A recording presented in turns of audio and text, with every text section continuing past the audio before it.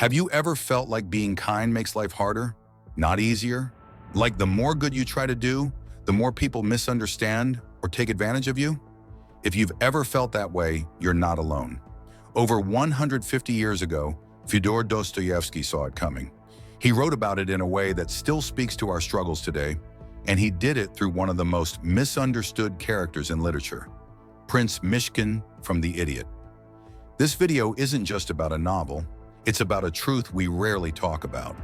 Why good people often suffer the most, and how society quietly punishes those who are too honest, too kind, or too pure. It's a truth that Dostoevsky explored with brutal clarity. And once you see it, you cannot unsee it. Let's dive into why the world is cruel to good people, and how Dostoevsky predicted it all.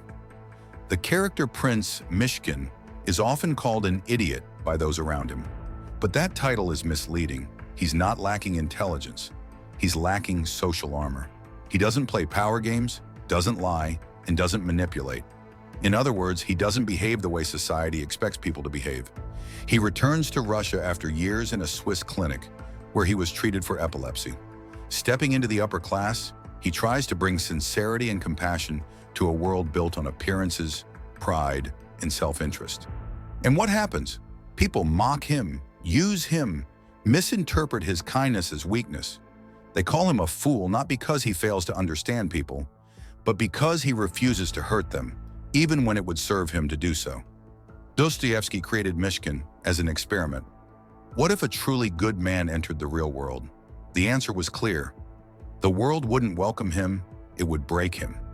Why? Because in today's world, we love to say that kindness matters, that empathy is power, that being good is something to be proud of.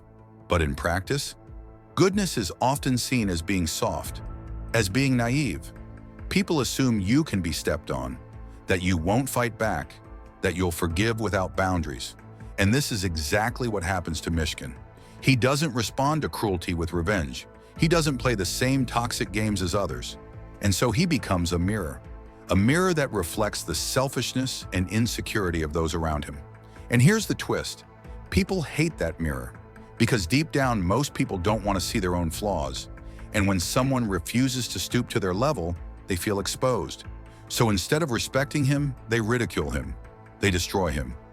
Dostoevsky wasn't just writing about 19th century Russia. He was warning us about something deeper, something timeless. He believed that the world doesn't operate on morality. It operates on ego, fear, pride, and power. And when a good person enters that space, they don't stand a chance unless they understand the rules. But what does that mean for us today? It means that being good in a broken world requires more than just good intentions. It requires awareness, boundaries, discernment, and sometimes it means knowing when to walk away from people who don't value your kindness. Goodness without strength becomes a target. Good people often feel lonely. It's a painful truth. But the better some people try to be, the lonelier they often feel. And Dostoevsky captures this heartbreak perfectly in The Idiot through Prince Myshkin. He's kind, he's honest, he truly wants the best for everyone. And yet he's constantly misunderstood, judged, and even mocked. Why does this happen? Why do good people, people with genuine hearts, often find themselves feeling so alone? Let's break it down. 1. They don't play the game. In most social settings, there's an unspoken script, a certain way people talk, flirt, hide their feelings, and pretend to be cooler or tougher than they are. But good people often don't follow that script. They speak plainly. They're sincere. They say what they mean. And that kind of honesty makes others uncomfortable. Most people aren't used to radical kindness. When someone like Myshkin shows up with pure intentions, it can feel suspicious, too good to be true. In a world that's trained us to expect manipulation, authenticity becomes confusing, and confusion often leads to distance. 2. They mirror people's shame. Here's something strange. When a deeply kind person enters the room, they sometimes trigger other people, not because of anything they said or did, but because of how they reflect what others are trying to hide. Myshkin doesn't judge anyone, yet his goodness makes others feel judged, not by him, but by their own conscience. It's like his presence silently asks, "Are you being honest with yourself?" And that question, unspoken and unintentional, can be confronting. It can make people defensive or even hostile. 3, they offer depth in a shallow world. Let's face it, much of modern life, just like Dostoevsky's world, is built on surface-level interactions. Small talk, image, status, performance. But good people crave depth, real conversations, genuine connection. They ask hard questions. They talk about meaning, morality, and purpose, and that can feel overwhelming to others. When someone seeks real connection in a world full of mass, they often find themselves standing alone, waiting for someone else willing to take the mask off. 4, they're seen as too sensitive or too intense. Kindness and empathy often go hand in hand with sensitivity. Good people feel deeply. They notice subtleties. They're moved by things others overlook. But in a culture that rewards toughness and emotional distance, this sensitivity is often dismissed. People might label them as too much, too emotional, or too idealistic. And over time, that makes them retreat. They hold back. They hide their true self, not because they want to, but because it feels safer. And in that hiding, the loneliness grows. 5, they struggle to find others like them. This is perhaps the hardest part. Good people want to give, to care, to help. But when they look around, they often find takers, people who want their energy but can't return it. So they give and slowly burn out. Eventually, they realize that not everyone can meet them at the same emotional level. And that realization is isolating. It's not that they expect perfection, it's that they hope for mutuality, reciprocity, connection. And when that doesn't come easily, they feel like aliens in their own world. So what's the lesson in all this? Dostoevsky isn't saying that good people are doomed to be lonely forever. He's revealing why they often feel that way and offering us something deeper, an invitation to recognize that this loneliness isn't a flaw in their character. It's a reflection of the gap between who they are and the world around them. But it doesn't have to stay that way.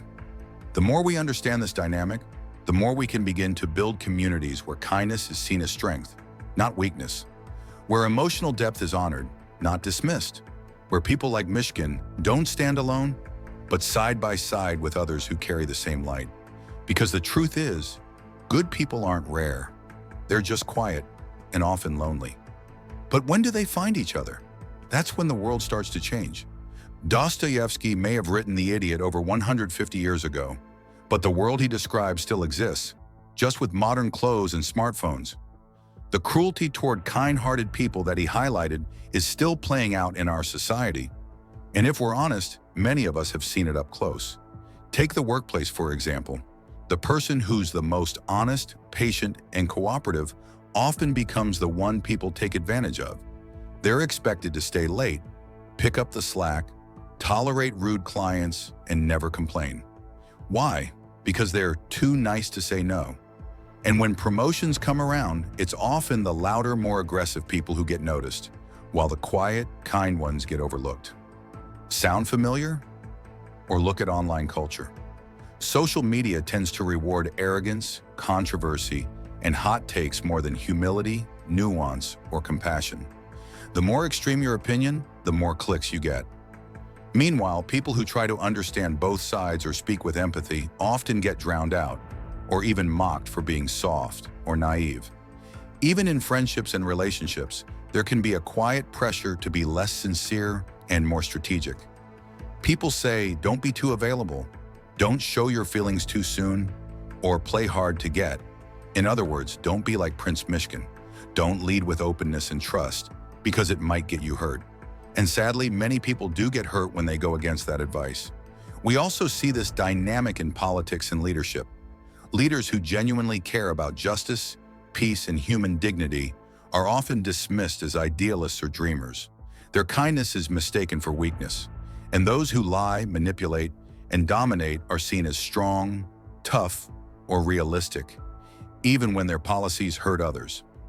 All of this reflects Dostoevsky's warning. In a world driven by ego, self-interest, and competition, goodness is not always rewarded. In fact, it's often punished. But here's the key takeaway. Cruelty doesn't mean goodness is worthless, it means it's rare, and that makes it more valuable than ever. The kindness of a 𝐬𝐮𝐬𝐜𝐫𝐢 isn't outdated. It's revolutionary, especially in a world where people are quick to judge and slow to understand. Being gentle, honest, and selfless is a kind of quiet rebellion, and that's where the hope lies. So the next time you see someone being mocked for being too nice, or you feel the pressure to harden yourself just to fit in, remember that you're not alone. Dostoevsky saw it. He wrote about it. And he knew that staying good in a cruel world is one of the bravest things a person can do. Prince 𝐬𝐮𝐬𝐽 is a mirror, not just of how the world treats kindness, but of how we respond to it. He's not perfect. In fact, he's painfully human. But it's in his humanity that Dostoevsky hides the deeper message. Being good doesn't mean being flawless. It means choosing to stay open-hearted, even when the world doesn't reward you for it. So what can we actually take from 𝐬𝐮𝐬𝐽's story? First, that kindness requires courage. 𝐬𝐮𝐬𝐽 isn't weak because he's kind. He's strong despite how much it costs him. It's easy to be cynical. It's safe to put up walls. But 𝐬𝐮𝐬𝐽 chooses vulnerability. He chooses to see the best in people, to believe in love, to forgive even when he's been hurt. That kind of softness in a hard world isn't weakness. It's resilience. Second, that goodness doesn't guarantee a happy ending, but it gives life meaning. 𝐬𝐮𝐬𝐽 doesn't win in the traditional sense. He's not rich, powerful, or admired, but he lives with integrity. He shows us that success isn't about being the smartest person in the room or the most dominant. It's about being true to your values. He reminds us that inner peace comes not from winning, but from being whole. Third, that good people need boundaries too. This is one of the most powerful takeaways. Being kind doesn't mean saying yes to everything. 𝐬𝐮𝐬𝐽 often lets people walk over him, not because he wants to, but because he believes it's the noble thing to do. But the truth is, kindness without boundaries isn't sustainable. It leads to burnout, resentment, and even tragedy. If you resonate with 𝐬𝐮𝐬𝐽, if you've ever been the person who gives too much, forgives too easily, or struggles to say no, Dostoevsky's message isn't, you need to change who you are. It's, you need to protect who you are. Fourth, that society often misunderstands true goodness. We live in a world that loves charisma, status, and dominance. So when someone shows up with gentleness, humility, and emotional honesty, they can seem out of place, weird, even foolish. But Dostoevsky turns that idea upside down. He asks, what if the real fools are the ones who think kindness is naive? Finally, that your goodness is your greatest strength, even if it hurts. The world might not always reward your kindness. People might misunderstand your honesty. You might even question yourself. But 𝐬𝐮𝐬𝐽 teaches us that being true to our core, our empathy, our compassion, our quiet integrity, is what makes life worth living. Dostoevsky wasn't trying to tell us that good people are doomed. He was trying to tell us that good people are rare and that their light matters because the world is dark. So if you've ever felt like you don't fit in because you care too much, if you've ever been mocked for seeing the good in others or hurt for choosing love over pride, remember this: you're not alone, and you're not weak. You're 𝐬𝐮𝐬𝐽. And in a world that's forgotten how to be soft, you're exactly what it needs. There's a quiet tragedy that plays out in the idiot, not just in how others treat Prince 𝐬𝐮𝐬𝐽, but in how his goodness slowly wears him down. And this brings us to the heart of the dilemma. How do you stay good in a world that punishes goodness without losing yourself in the process?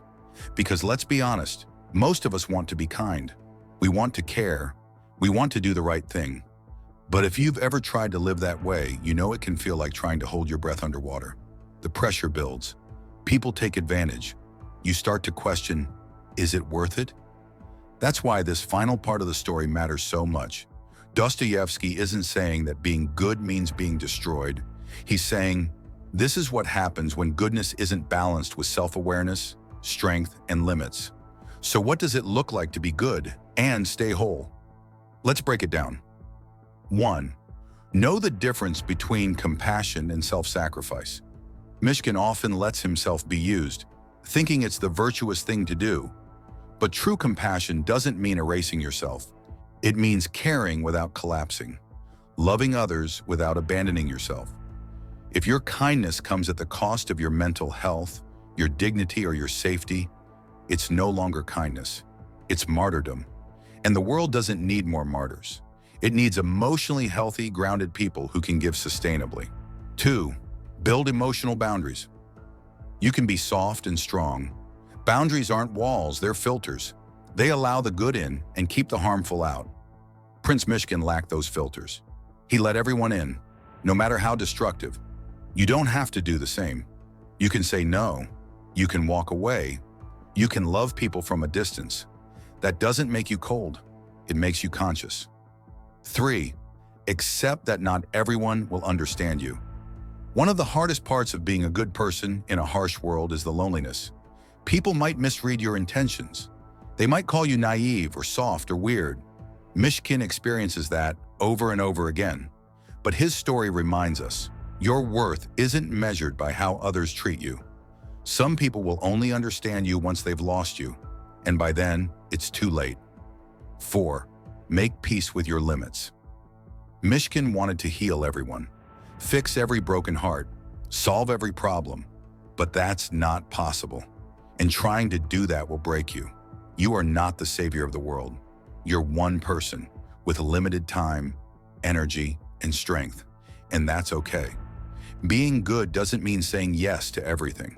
Sometimes the kindest thing you can do is rest. 5. Let your goodness grow with wisdom. Kindness without reflection can become dangerous, but kindness combined with experience becomes powerful. You learn who's safe to trust, who's worth your energy, where to invest your time. You stop pouring from an empty cup and start giving from a full one.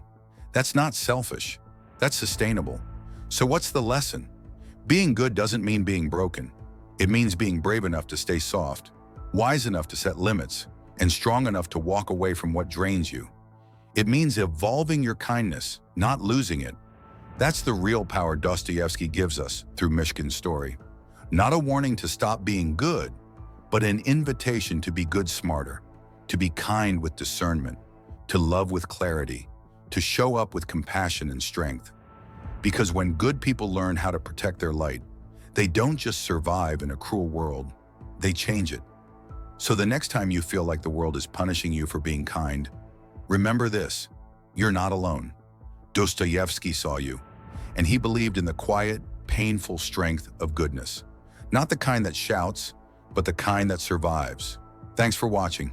If this video spoke to you, remember to like it, share it with someone who might need to hear it too, and subscribe. And let us know in the comments, what does goodness mean to you? See you in the next video.